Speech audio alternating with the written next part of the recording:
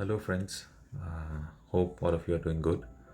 So, today I observed a 16-hour fast in solidarity with our brothers and sisters from Ladakh who are demanding complete statehood and inclusion of some of its areas under the sixth schedule of the Constitution of India.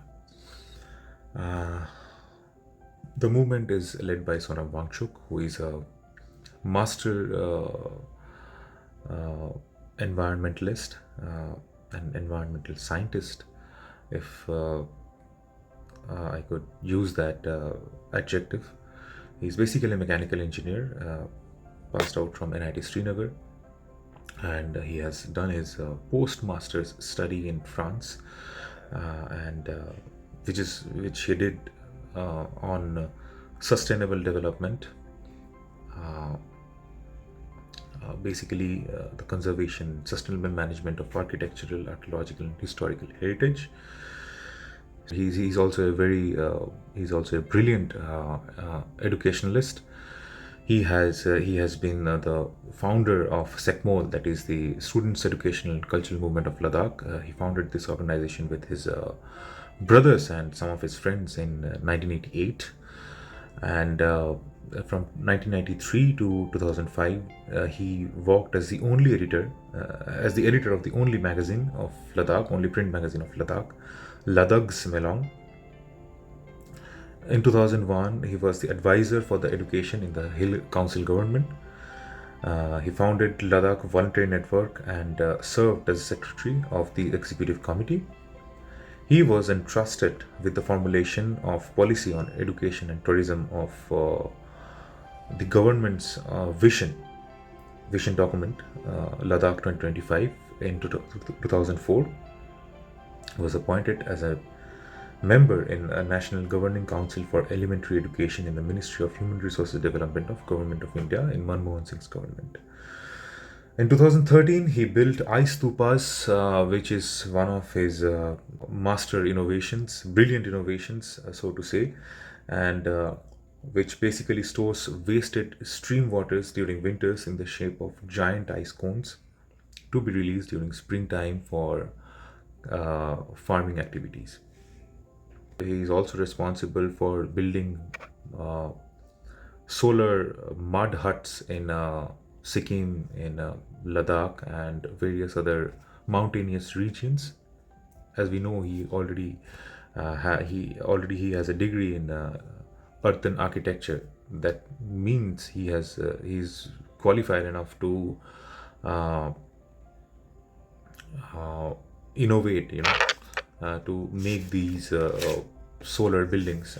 The school itself, SECMOL, it runs completely on solar electricity. It depends on solar electricity for everything, for cooking, for everything. So about the solar mud buildings, he has constructed solar mud buildings in mountainous regions like Ladakh, Sikkim, and Nepal. So basically, these buildings are capable of maintaining normal temperature even during freezing winter temperature of minus 30 degrees centigrade. SECMOL, the school founded by Sonam Wangchuk, got International Terra Award for Best Building in July 2016. It's completely powered by solar energy. In 2016, he was invited to showcase his inventions to tourists in the Swiss Alps, where he, with his team, built ice stupas. Ice stupas can store like around 150,000 to 2 lakh liters of water. Uh, Apart from this, he devised a unique way of bringing down the levels of glacial lakes by siphoning, and implemented it successfully at 5,200 meter high Lonak Glacial Lake in northwest Sikkim. He, along with his team of 30 members, brought down around 1.5 meter of a 2 kilometer long lake, which was then at a dangerously high level. Uh, Now, coming back to the problems of Ladakh, according to a research done by Cryosphere, 1.2 trillion tons of ice was lost in the 2010s, which was more than the average loss of ice in the previous decade, which was around 760 million tons per year. It is estimated that between 1994 and 2017, 28 trillion ton of ice was lost. Now, coming to Ladakh. Before 2019, Ladakh had four members in Jammu and Kashmir's assembly and two in the Legislative Council. LAHDC, that is the Hill Council of Ladakh, used to govern that region when Ladakh was a part of the J&K. Now, it is reduced to footnotes as Ladakh is directly under the rule of the center. This is post abrogation of Article 370. Certain special rights were granted to Ladakhi people, to the permanent residents of Ladakh, due to the provisions under Article 370 and the Article 35 of the Constitution. Like, it disallowed people from outside of the state from buying or owning immovable properties, settle permanently, or avail state scholarships. Ladakh, the region of Ladakh is characterized by high altitude deserts, glaciers, and alpine meadows. Mining can deteriorate the fragile ecosystem, as blasting is the most convenient and most utilized method of mining. Also, mining is a water intensive industry and it will bring down the groundwater level of Ladakh. Apart from this, Ladakh has got Chinese PLA in its eastern part, which presents a lot of challenge to the local citizens on a day-to-day basis. Now, what is Sixth Schedule? Sixth Schedule empowers local tribal communities with a degree of autonomy in governance, enabling them to manage their own resources. So, what are the problems that the Ladakhis have after the abrogation of Article 370?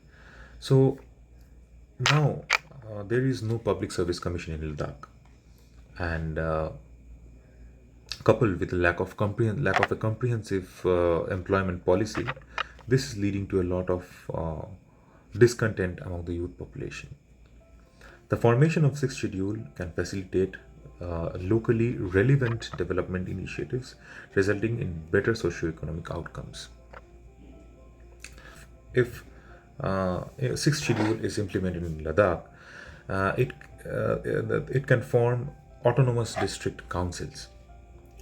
Of course, the governor is empowered to organize or reorganize these autonomous districts.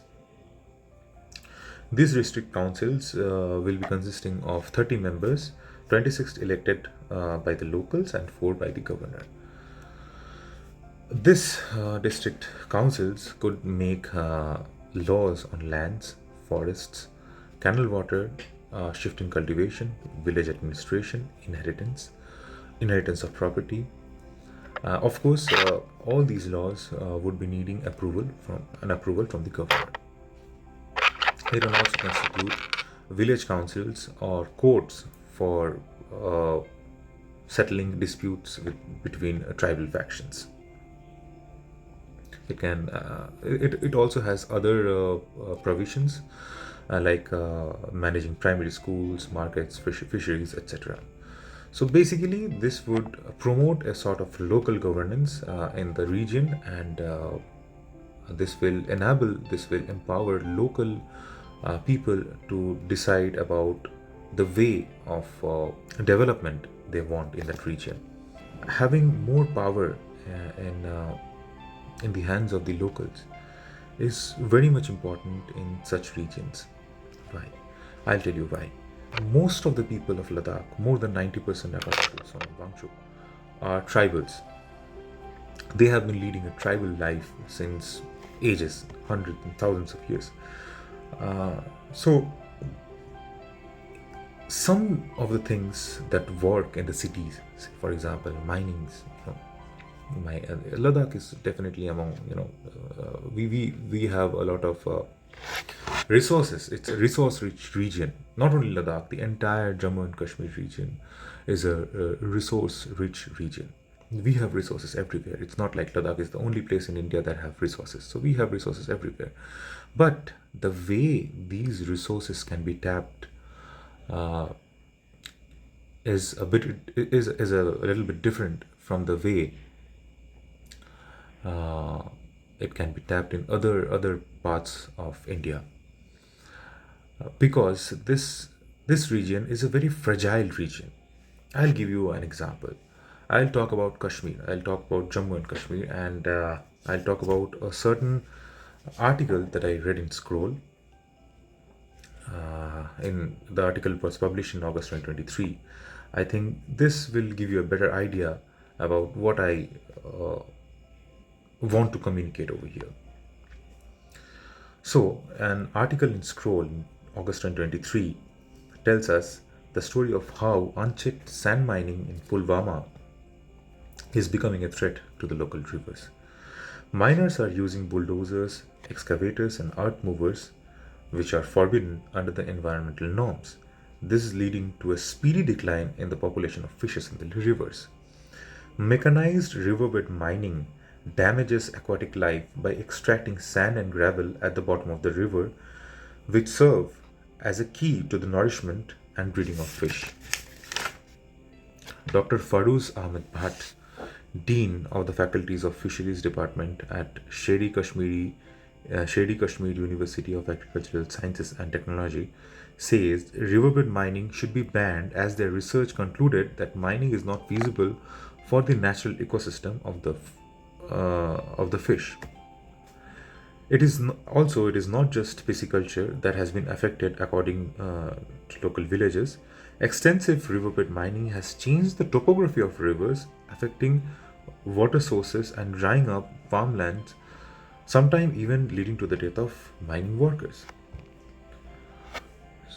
In 2021 and 22 itself, the government authorities seized more than 7,000 vehicles for their involvement in illegal extraction and transporting of riverbed minerals. In October 2022, the National Green Tribunal imposed a penalty of 35 crore on the Jammu and Kashmir government for failing to prevent pollution and illegal mining in Dudh Ganga, a tributary of River Jhelum. So, in a sense, the way we see development in our cities, I am from Kolkata and currently living in Noida. The way we see development in big cities, the way we see development in towns, in villages that are mineral rich. Say, for example, I have extensively traveled to Jharkhand, to Chhattisgarh, and regions like this, which are resource rich regions. So the way we can develop states like these aren't aren't exactly eco-friendly, right? The kind of development or the kind of mining activities which we see in the other parts of the world cannot be made possible in places like Ladakh, where we have a lot of glaciers, where we have a lot of pasture land. Uh, uh, Even a minute disturbance uh, in the even a minute disturbance in those areas can cause a lot of disastrous repercussions in that region. And after the abrogation of Article 370, as because the region doesn't find any representatives in the government, in the central government, they do not have any say over the kind of development that happens in that region. Uh, it's very difficult. It's very difficult for them to save their homes. It's very difficult for them to uh, save what they stand for, save the region, save the place that they have been staying in for the last maybe hundreds of years or thousands of years. There are some things, which require a lot of deliberation. So, as we can see in Kashmir, this illegal mining, or the exploitation of the resources of Kashmir has led to a fragile ecosystem being disturbed, and it is costing the local local people, uh, by depriving them of their livelihood. Similar things can happen in Ladakh. Yeah, Ladakh can also be a victim of flash floods, victim of what should I say? Uh, Socializing the losses. So big industrialists will come, and they will socialize the losses. They will enjoy the profits and socialize the losses through the people of Ladakh. So it is my humble request to all of you to support the movement, to follow Sonam Wangchuk sir in YouTube, and follow what he has to say, and closely follow the movement, and of course I encourage you all to join the movement, join the people's movement. You can definitely connect with friends of there's a group called Friends of Ladakh. I have not yet connected with them. You can connect with this group through Instagram, and you can organize a fast in your own city. You can keep a fast at your own home, in your own home, at your own convenience. And you can post videos, you can write to the Prime Minister, you can write to the President, and you can, of course, encourage your friends. You can, of course, educate your friends about this movement, about the uh, uh, fragile nature of about the need of the hour, about the need to protect this fragile ecosystem of our very own Ladakh. Thank you. Jai Hind.